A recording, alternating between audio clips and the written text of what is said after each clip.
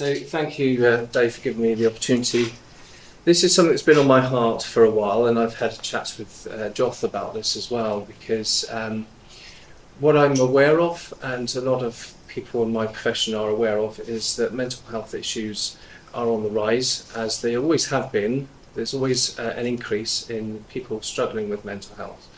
And therefore, as ministers, we're often on the front line of people.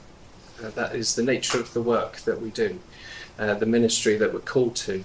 And people will struggle to turn to therapy because there is a stigma around therapy, that they think that you must be severely mentally ill to need that kind of level of care. When actually you don't need to be. There are various different levels of need that people can then turn to somebody like that. So what they might be more inclined to do is turn to somebody in their community, somebody who appears to have a position holding a responsibility and duty of care over them, and the minister is often the one. And historically, the minister was the one that people did turn to for support with the mental and emotional issues. And so I think COVID has done a lot of damage as well, with people being isolated, and as we know, people in isolation, they tend to spiral because they have fewer people to bounce things off, and therefore they can get lost in their own thinking and overthinking and turn to harmful methods to self-medicate. So I'm going to start with a disclaimer, because I'm not here to educate you on how to be a pastor. Okay, that's first off the bat. You already experienced, you already know what your role is, and I'm not here to turn you into a therapist. And I'm hoping that will kind of set your mind at ease, because maybe you would hear something on these lines and think, but I'm not a therapist, I'm not going to be doing that kind of thing, and neither should I be called to. And you're right. But as David's pointed out, there are times where we overlap in those areas, and therefore it might be helpful to know how we can be in that moment with somebody.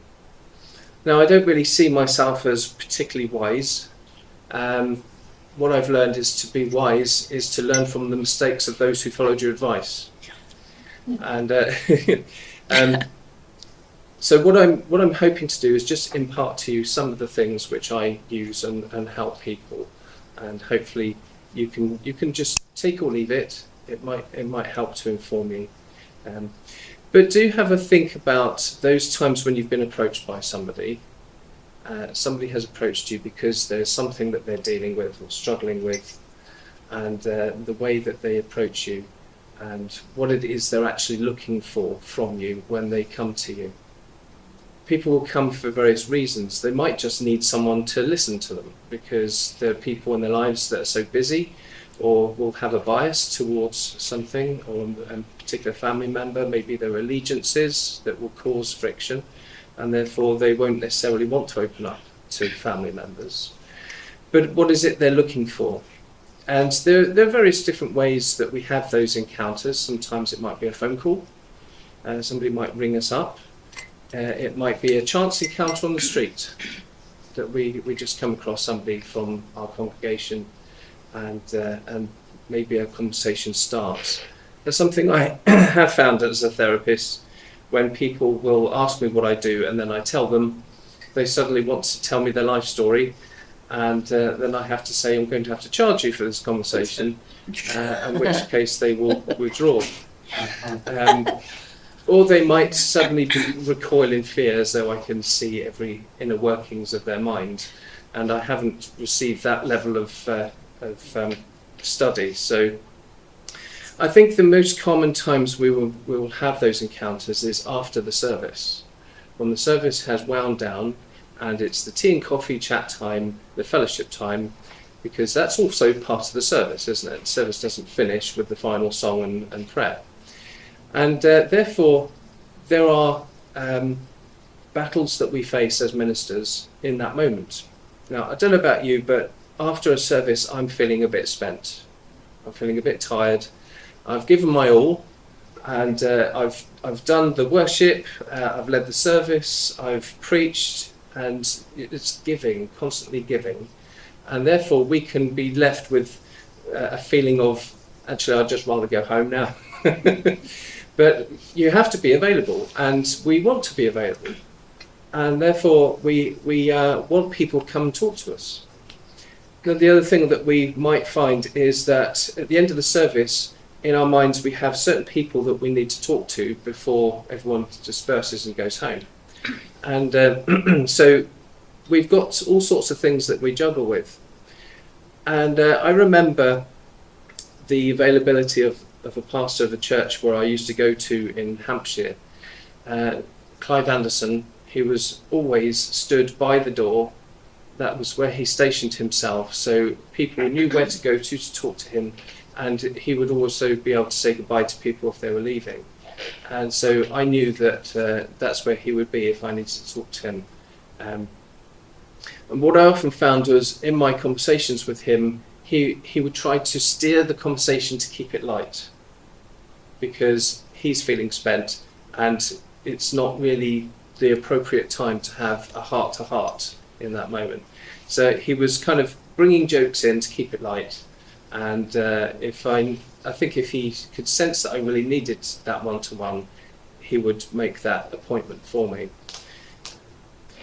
So we tend to get curveballs sometimes, and there are some things that I found before I became a minister myself, that people in that position, there is a slight awkwardness about them.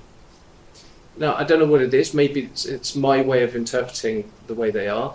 But sometimes if I were to meet the pastor outside, just in passing, there would be like a social awkwardness. And I think there are some reasons for that, because ultimately, as ministers, we're busy. We have so much in our calendar, in our day-to-day. We've got so many things that we have to juggle. And I think there's also a difficulty in balancing titles, because we have different titles. We're a shepherd to the flock. We also have friendships within that, but we're also a member of the community, and so it can be really hard to know how to juggle all these different titles when we are in that position of responsibility. And we're also a figure of authority in a way, because we're called to the mission, and we have to admonish sometimes. That's not an area that I feel particularly comfortable with. I don't know about you, but admonishment is something we're sometimes called to do. And I think one of the true sad facts is that to be a minister is to serve with a broken heart sometimes. And we can see people that are struggling, and people that will fall out, people that will leave the church over friction and difference of opinion, things that get said. And so sometimes we can suffer a broken heart as a result of that. And we also may feel under scrutiny. We are under scrutiny by the members of our congregation. So there's that accountability there. And there's that scary passage in the Bible that says that you should not presume to be teachers, because those who are teachers will be judged more severely. And that haunts me every morning on a Sunday. Am I going to be judged more severely? And it's not talking about God's judgment, it's talking about people will judge me more severely than others. And we can try to engineer that passage to make ourselves feel a bit more comfortable. And I'd love to do some research and teaching on what that's actually saying. So we, as you can see, we've got an awful lot going on when we are in this role. So what can we do as pastors? Well, there's a really lovely passage in Romans which I'll just draw your attention to and remind you of. And it says, from Romans 12:9-13, love must be sincere, hate what is evil, cling to what is good. Be devoted to one another in love. Honour one another above yourselves. Never be lacking in zeal, but keep your spiritual fervour serving the Lord. Be joyful in hope, patient in affliction, faithful in prayer. Share with the Lord's people who are in need. Practice hospitality. So we've got a framework there of how we can be. And that's not just for ministers, that's for everybody, of course. So I would say the greatest thing you can do for people that come to you is to listen. That's the most powerful thing you can do, is listen. Listen without judgment, giving positive eye contact, not interrupting, not listening to the point where you're just waiting to have your part to say in response. Giving them space to share all they need to, and that may require a separate appointment with them, because there's people about, and the dynamics of having a deep conversation with somebody in the fellowship moment is near on impossible, because people will suddenly come and join you and they sort of stand there waiting because they're trying to signal to you that they want to chat to you. And, and it's like, what do I do? Smile. You can't just say, can you just go away for a moment? Or humbly say, I'll come back to you, you seem like you need to talk. There are ways of doing it, but it's really hard to have a proper, meaningful, deep conversation. So you have to create that situation, that environment. Now, I would say that when you do get that moment, there are some very good responses that we can give to people. We can ask clarifying questions. When people are giving information, we can show them that we are with them. Yeah, so ask them clarifying questions in the moment when we're talking with people, because they need to talk. And say things like, just so I'm following you, and then you paraphrase back to them what they've said. And there's a lot of intimacy that happens in that moment, because people feel heard, and that's a really valuable, important thing. Paraphrase back what they said. And then if they say, well, it's not really like that, then you say, okay, can you explain a bit more about what you mean? Ask them a really important question that says, do you have anyone in your life that you can safely talk about this with? Because they may have people that they can trust and confide in, but they wouldn't want to bother them, they wouldn't want to burden them. And they have to decide whether it's appropriate to take it to them. But, sorry, it's a water bottle falling over. So there are some things which we can do. Now, there is a bit of psychology I do want to share with you, because you may find it helpful. It's not going to be heavy on psychobabble or anything like that. I've only printed 5 copies of this, so I hope that you get to see it and share it around. So if I just take one. To spare a that.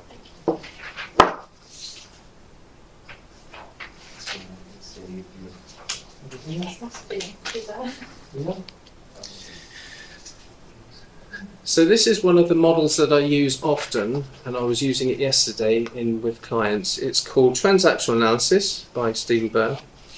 And the model is there to help us to understand the different ways that we present in conversation and responding to certain situations. Now you can see from there that there are 3 states, and the first one is the parent. So we each have a parent within us. That's the moral center, so we can determine what is right and what is wrong. And there are 2 states within the parent model. There's the nurturing parent, the parent that wants to build up and encourage and be present. But there's also the structuring parent, also known as the critical parent or controlling parent. That's the parent that says, you're doing that wrong, you shouldn't be doing that, and you need to do it my way. So the second aspect is the adult, which is the logic center. So in that area we are logic, reasoning, bargaining skills, negotiation skills. The adult needs to be the one that we speak from. It needs to be the spokesperson. And then the third one is the child. The child has 3 aspects. The adapted child, which is the one that's been beaten down by circumstance and conditioned, surrendered themselves to the life that they're in.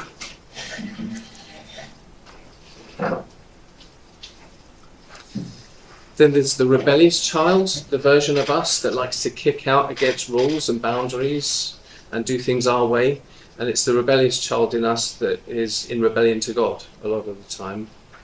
And the natural child, otherwise known as the free child, the area of us that likes to see life as an adventure and gain experiences and try new things. But there's also an area of rebellion within that, because I'd rather do things my way because I want to have fun. It was the adapted child, so I just missed it. So the adapted child is the aspect of us that has been beaten down by circumstance and surrendered, it's just doing as they're told, subordinates, that kind of thing. Now, when people come to us to seek our help, they may be coming from one of those three. And they may be coming from the parent to say, I'm really upset with this person, I've told them what to do, they're not listening to me, and therefore I'm upset and there's a problem between us. And if you're sensing that in them, or if they're turning it against you, they have an issue with you, because we might actually say something they're upset by, and they're coming at us from the critical parent, that might actually bring out the child in us, because we're feeling under threat. The child needs to feel safe, as children do. And so therefore we might react from the child. But if we can keep ourselves centered and remind ourselves that we're the minister, we're equal with them, we're not above them or beneath them, then we need to respond in the adult and say, I'm sorry to hear that you feel this way. How about we have a conversation, a calm conversation, so we can find a way forward. Now, there's an awful lot more on this, but because of time, I'm going to have to keep going. But do ask questions if you need to near to the end. Now, there's a section here I want to talk about is when to enforce boundaries, because we do need to enforce boundaries at times. And one way of looking at this is, how do people see the minister? They may see the minister as someone who's safe to confide in, someone who's automatically not going to be judgmental, and someone who might have the answers. And that's quite a position to be put in, isn't it? That's quite a responsibility for us to carry. And when it comes to things like confidentiality, because they may say something to us that starts to raise some alarm bells, and they might say things, can you keep this between you and me? We therefore have to say, well, it also depends on what you're going to share with me, because I might need to take this to somebody else. You know, I'm part of a team. I'm not an individual within this. There's a danger of collusion if we offer absolute confidentiality. We may be holding harmful information alone. You probably don't need me to tell you that. That's kind of standard stuff, isn't it, really? Especially in safeguarding training that we get. But a really good point here is to point them to their relationship with God. That sounds like a no-brainer to me. As ministers, that's what we're there to do. But it will remind them that you're not a therapist. It will re-establish the boundary that I'm not here as a therapist, I'm here as a pastor. And we can ask things like, what do you feel God is saying to you about this? How has your relationship with God been impacted? Have you prayed about this or need someone to pray with you? Now, they may not realise it, but you're enforcing a boundary. You're putting in a line there in a non-aggressive way. And of course, we need to be at all times listening to the Holy Spirit. Because if you're feeling out of your depth when having that conversation, it might be the Holy Spirit telling you to tread carefully. Is this an appropriate conversation? It might be important to acknowledge when feeling uncomfortable. That's not a comfortable thing to say to somebody, but it might be important to establish that, you know, I'm hearing this and it's making me feel maybe a bit sad to hear that you're struggling this way. So you can acknowledge that to them. Not in a way that will shut them down or make them feel like, oh, I shouldn't be saying this. But actually, there might be times when we need to signpost them to somebody else.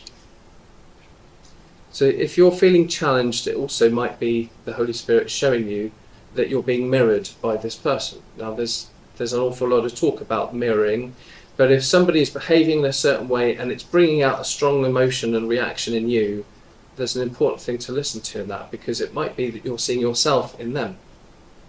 In terms of empathy, we tend to put ourselves in their place. How would I respond to this? And then if it's a friction or a conflict, we might find ourselves getting angry on their behalf. And we have to be careful with that, because we might get drawn into taking a side, or we might get drawn into what becomes our stuff rather than their stuff. And the verse from Galatians 6:1 is really key here. It says, "Brothers, if anyone is caught in any transgression, you who are spiritual should restore him in a spirit of gentleness. Keep watch on yourselves, lest you too be tempted." So I think what is really helpful is to think sort of in a meta way about this. What is it they're looking for when they come to you? Are they looking for you to take their side? Are they looking to gain information from you? Maybe that they know that you're talking with somebody else and they want to know what's been said, but they don't want to necessarily come straight forward and ask it. So there may be some sort of other reason why they've come. Maybe they're hoping you'll tell them their behaviour isn't sinful. That's something that I've come across. That they'll be telling me something that they do, and they want you to justify what they're doing, so that they get peace. But that's not necessarily what we should be doing when that happens, because we are to be that line for them. Now, one more model that I'll just share with you is called the Karpman drama triangle. Has anyone heard of the drama triangle? You have? Yeah, rescue and That's right, yes. rescues around. Yeah, that's good, that's good. Thank you.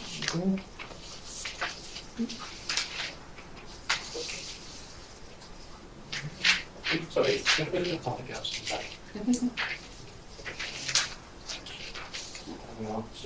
Should have placed a lot more than that.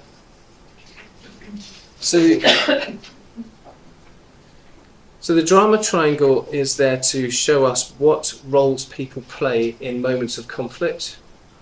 And there are deemed to be three, hence it being a triangle. Now, somebody who feels slighted or hurt, they may be in victim mode, and they may be coming to you with the victim mentality. And it's really hard to help somebody in that place, because you might even be saying, well, have you considered this, and have you been doing that? And if they're in victim mode, they will say, I've done that, it didn't work. Or I've tried that, or I don't think that's going to work for me. So it's like a place that they are holding to, and nobody wants to be a victim, but some people find comfort in being a victim. Some people feel cozy and safe, even though they know that they shouldn't be there. And what the rescuer's role is, I'm going to come in and I'm going to fix this. I'm going to make things okay again. And they join in with the victim in trying to draw them out of this pit that they find themselves in. But of course, the persecutor is the one who's the creator of this issue, and the persecutor is just wrong in what they've done. They should have said what they said, and the victim will be pointing it all towards the persecutor.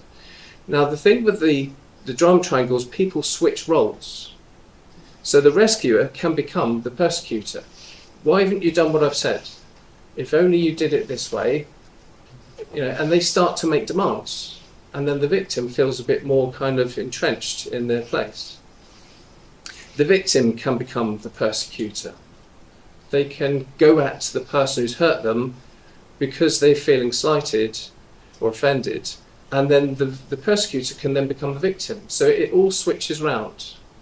And the ideal place, well, let me ask, which is the ideal place to be on that triangle? No. In the middle. Don't love it. In the middle, that's right. Don't play the game. Be in the middle. Don't try to fix the problem. As a therapist, that's not what I try to do. I try to empower somebody to help them to fix the problem.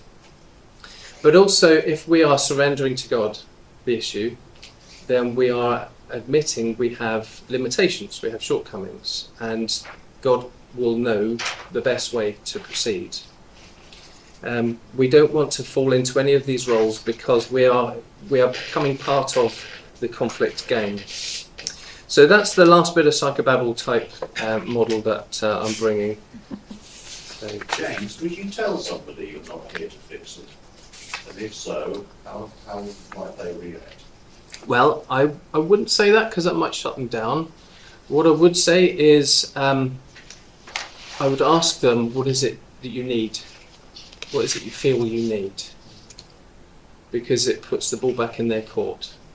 And if they might not, we might think they're looking to us to fix it, but actually they're not. They're just needing to share. They're needing to talk in confidence. It's always good to seek clarity. If you're getting that vibe. You know. Good question, though. So when to refer? This is in closing now. I'm just keeping my eye on the time.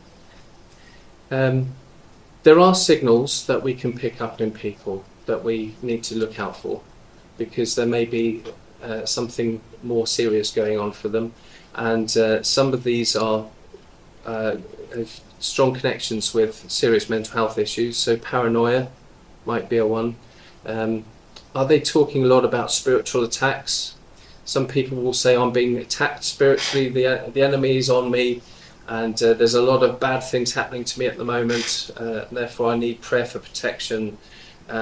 It might be that the enemy is doing something in their life, but I think C.S. Lewis put it quite well. The two mistakes that we make with Satan: we either give him too much power and see him in everything, or we don't give him enough credit or power and assume that he won't be doing anything at all. He's somewhere else in the world causing chaos. So are they talking about spiritual attacks? Are they telling you that people are talking about them? So-and-so saying stuff about me and it's upsetting. Or something, maybe there was something hurtful in the service that they thought was getting at them. Now, there was a guy who came to my church a while ago. He wasn't a believer. He was there to support somebody else coming to church. And I said that the question that we can all ask ourselves during my sermon, I said this, is if what you believe is wrong, would you want to know? And I said this to everybody. And in a time when we had them round for dinner, he brought this up and said, I thought you were getting at me when you said that. And I said, okay, I'm sorry to hear that. The context was I did say we can all ask ourselves that question. And he said, okay then, if what you believe is wrong, would you want to know? I said, absolutely. What is it I've based my whole life on? If it's wrong, I would want to know that. But thankfully, it's not all based on knowledge, it's based on relationship. Therefore, I do feel what I have is something genuine. And he was shocked to hear me say that. He said, I was not expecting to get that answer from you. Because there's that assumption that you are so entrenched in your theology that you are not prepared to ask the questions outside that and doubt it. But some people might have a link to paranoia, because they might think the pastor's getting at me by what he's saying there, and or somebody else is talking about me and things like that. If you're getting that kind of signal, then just keep asking clarity questions and see how long have they been feeling this way. Maybe there's a way we can dispel this myth. If they're afraid to go there, then there's another flat red flag. If they're afraid to challenge what they think, then that would be another cause for concern.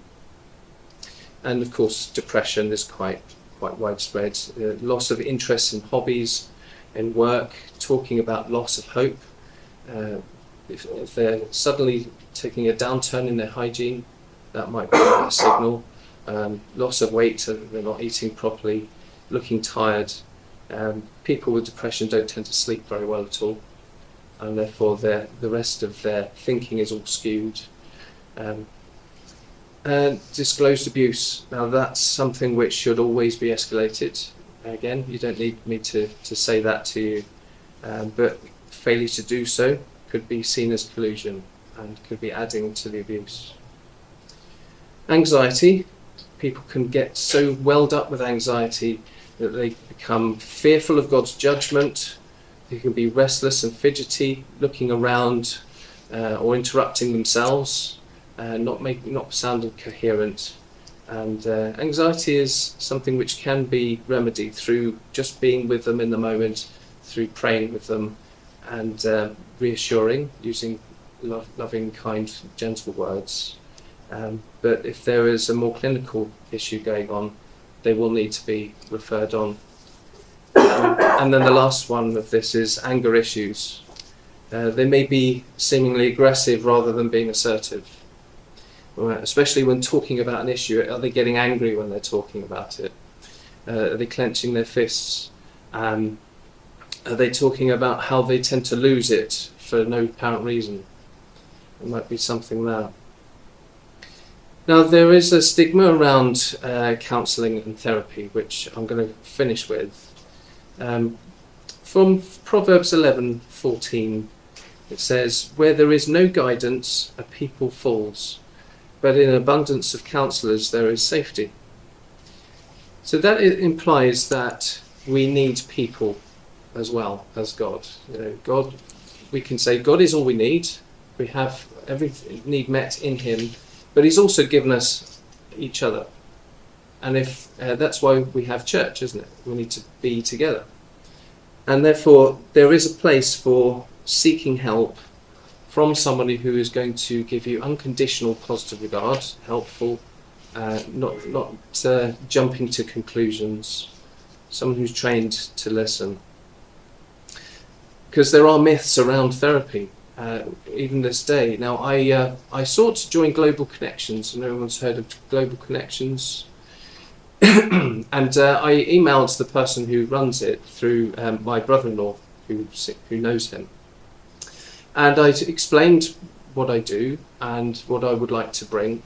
And Andy said to me in response, "Unfortunately, I think there will be a lot of opposition to include therapy into the ministry, because there are those within the connections I have that see therapy as a secular thing, that it should be met with suspicion, because it's turning to a self-help way rather than pointing to God."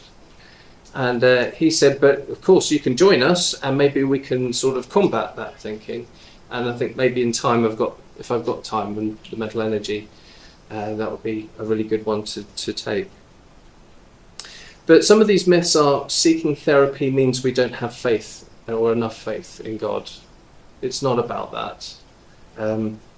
We have faith in God as well as we can do both. But I would say that we should never say that to somebody you clearly haven't got enough faith, because that also comes into those who have physical ailments, and people that I know and friends of mine that have disabilities have been told by people in the church they go to that this is obviously something to do with your sin, because you haven't prayed enough, you haven't believed enough that you will receive healing, and maybe you don't want to be healed, maybe you want to be like this. Really damaging, hurtful things to say. If you had enough faith, God would heal you. There's a lot of presumption there on what God will do if we just believe. We don't have that kind of power. And the other myth is praying can solve your mental health problems. I believe God can do anything. He's a God of the impossible. But He also uses natural means to fulfill His will. And I think that some of those natural means can be people like mental health professionals. We're not in the belief structure that says you should never go to hospital if there's something wrong with your body. We turn and trust in doctors that are often secular and not believers themselves, but we place trust in their profession in order to get a remedy. the mind is something which is an organ and can go wrong just like any other part of the body. Therefore, we need to see it in that light, rather than over-spiritualize everything. And another huge one, a bugbear for me, is mental health issues are a result of sin or spiritual weakness. It's basically saying you brought it on yourself. And Jesus dispelled that, didn't he, with the Tower of Siloam. You know, these people were not necessarily greater sinners because they lost their lives. We need to get away from seeing it in that way. I think that we, as a result of sin, we do face consequences of our sin that we have to live with, and that can cause mental health issues. So there is a link that way. But that's something we should never assume. And that kind of is it from me. So I feel like I've talked my throat dry. So does anyone have any questions? James, can I first of all say that's really helpful. Mhm. It gives us a basis for questions. We have a brilliant opportunity for 20 minutes just to really ask you, James, and a great resource here. So have people got reflections? Can I ask, did you record it? Yes, Fantastic. Is it just for yourself, or can we have a copy? Is that? you can have a copy. Yeah, Thank you. yeah, it's all good. Thank you, Jason. You used the word admonishment.